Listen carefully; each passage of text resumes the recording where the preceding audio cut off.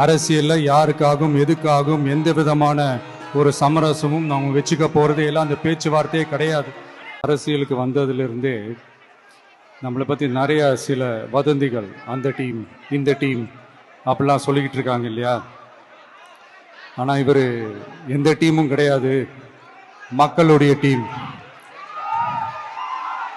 Peoples team அப்படின்னு எல்லாருக்கும் தெரிஞ்சதுக்கப்புறம் வேற என்ன அவதூறு பரப்பலாம் இவர் மேலே அப்படின்ட்டு ட்ரை பண்ணி எல்லாமே அவங்களுக்கு ஒர்க் அவுட் ஆகலை. ஸோ கடைசியில் என்னதான் இந்த விஜயை பண்ணலாம் அப்படின்னு நினைக்கும் போது தான் இந்த கூட்டணி அந்த கூட்டணிலாம் சேர போகிறாரு அப்படின்ட்டு ஒரு பொய்யான ஒரு பிரச்சாரத்தை பண்ணிக்கிட்டு இருந்தாங்க.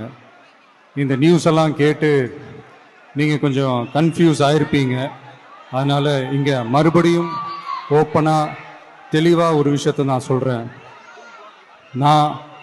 நாங்கள் எப்பவுமே மதச்சார்பற்ற கொள்கைன்றதில், அந்த ஸ்டாண்ட்லேயோ, மதச்சார்பற்ற சமூக நீதின்ற அந்த நிலைப்பாட்டிலேயோ எப்பவுமே சமரசம் வச்சிக்கவே மாட்டோம். நம்மளுடைய தலைமையில தான் ஆட்சி அப்படின்றதுல எப்பவுமே உறுதியாக இருக்கிறோம்.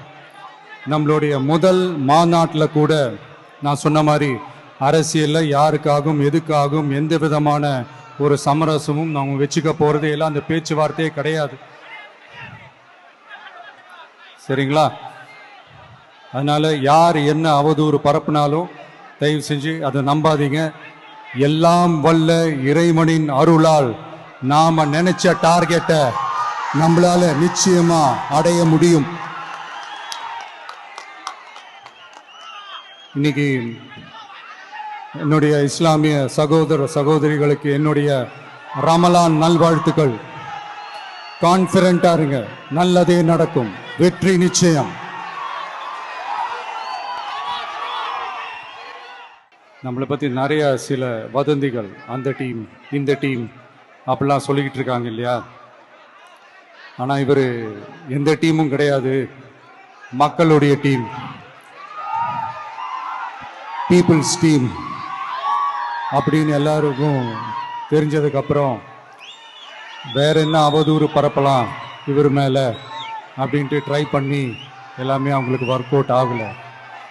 ஸோ கடைசியில் என்னதான் இந்த விஜயை பண்ணலாம் அப்படின்னு நினைக்கும் போது தான் இந்த கூட்டணி அந்த கூட்டணிலாம் சேர போகிறாரு அப்படின்ட்டு ஒரு பொய்யான ஒரு பிரச்சாரத்தை பண்ணிக்கிட்டு இருந்தாங்க.